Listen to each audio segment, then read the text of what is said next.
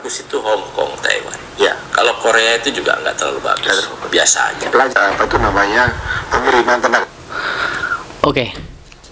Abdul Qadir Gading yang selalu memberikan masalah menurut saya dari awal dia menjadi menteri ataupun menjabat jadi menteri, banyak masalah yang dia berikan kepada PMI.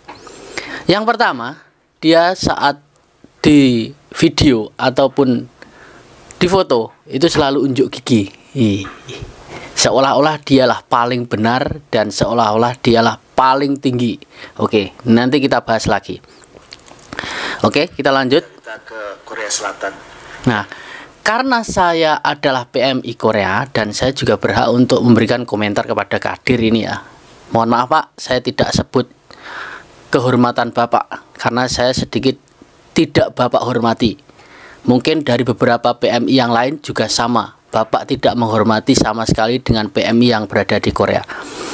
Katanya Hong Kong lebih bagus ya. Hong Kong lebih bagus dibandingkan Korea. Pak, sini. Hong Kong dengan Korea itu jangan dibeda-bedakan.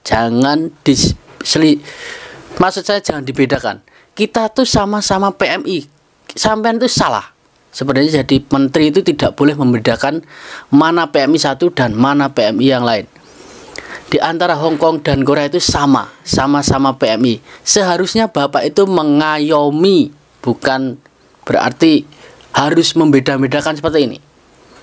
Antara Korea dan Hong Kong, Malaysia, Brunei, Jepang dan Korea itu jangan dibedakan. Bapak itu menteri loh, tidak boleh membedakan Pak. Oke, sorry, gua belum assalamualaikum ya.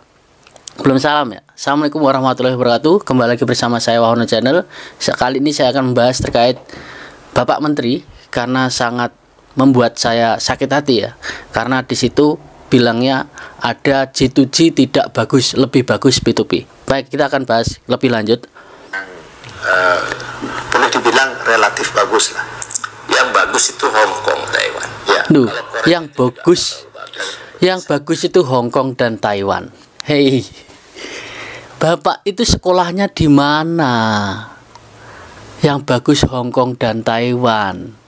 Taiwan biayanya tinggi, ya. Hong Kong juga tinggi, meskipun potong gaji. Korea G2G biayanya lebih murah, ya. Saya tidak membeda-bedakan kualitas. Kita sama kualitasnya. Jadi PM itu sama, buruh Pak.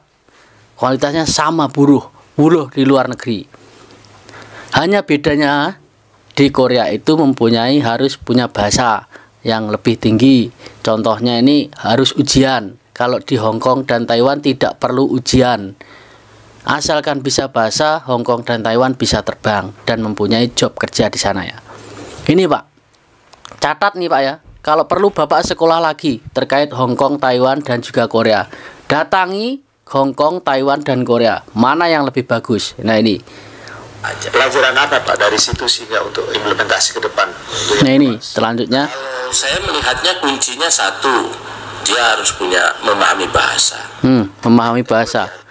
Kalau saya melihatnya cuman satu, kuncinya bahasa. Haigo babu saram. Bahasa saja tidak cukup bro.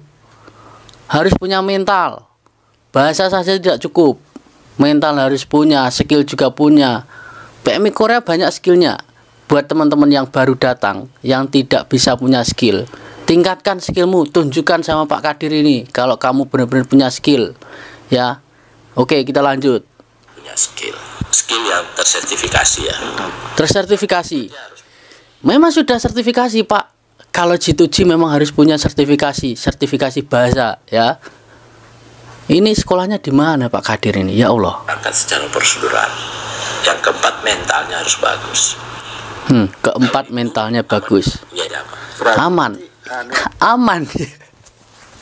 Nah, di sini terkait mental. Mentalnya sudah bagus.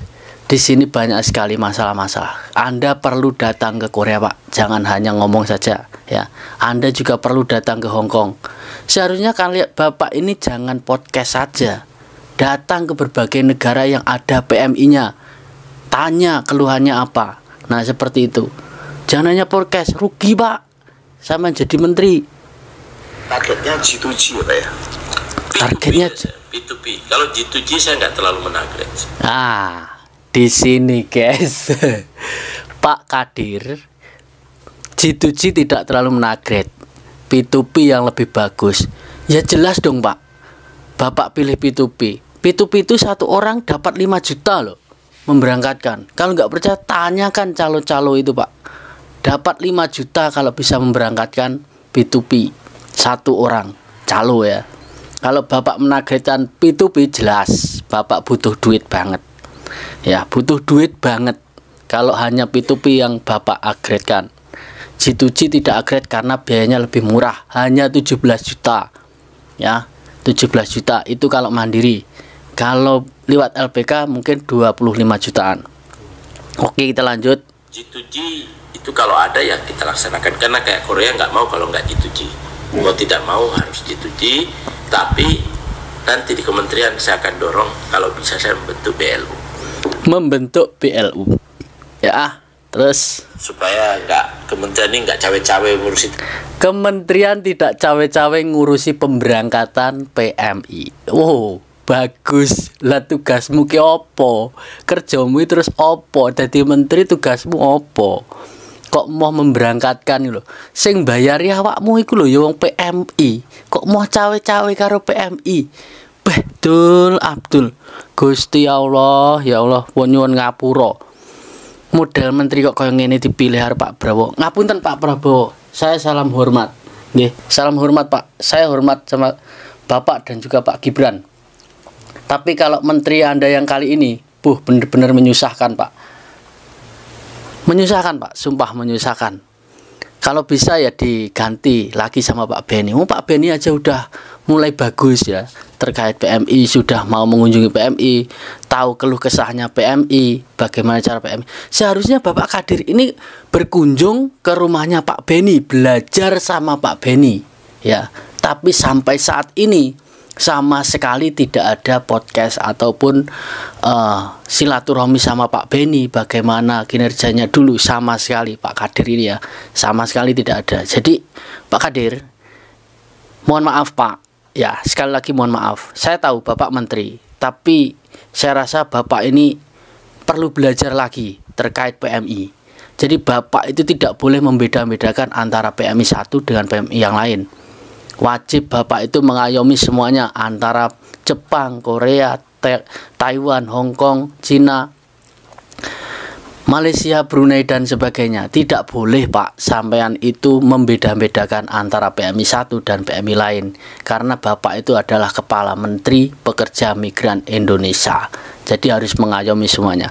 Sekali lagi buat teman-teman, teknis lah, ikut ya, mengangkatkan itu apa gitu rasanya itu.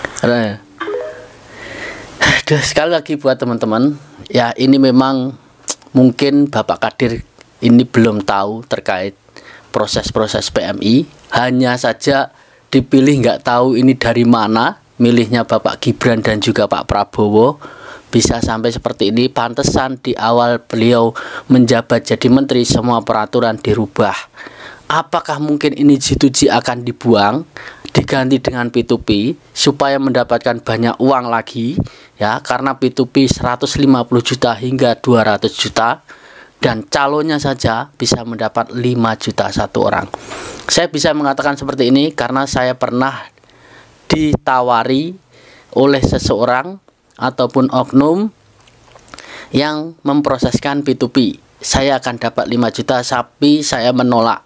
Saya menolak mentah-mentah karena saya takut jika makan uang seperti itu. Karena saya sebagai PMI dan saya tahu rasanya bagaimana kerja, dan saya tahu bagaimana rasanya kalau dihina sama sajang dan sakitnya kerja. Jadi saya tidak mau mendapatkan uang seperti itu. Ada yang dulu nawarin saya, tapi saya nggak mau. Jadi Pak Kadir, yo, Mbah Kadir lah, kalau bisa dikatakan Mbah Kadir, tolong sekolah lagi terkait PMI Pak ya. Tolong sekolah lagi Pak. Ini Bapak perlu sekolah lagi terkait hubungan dengan PMI supaya Bapak itu tahu betul PMI itu bagaimana. Kalau perlu Bapak itu kunjungi satu negara. Jadi negara ini yang ada PMI-nya, kerja di situ supaya Bapak itu tahu bagaimana rasanya jadi PMI. Salam satu Indonesia, berangkat migran, pulang jadi juragan. Assalamualaikum warahmatullahi wabarakatuh. Annyeonghaseyo.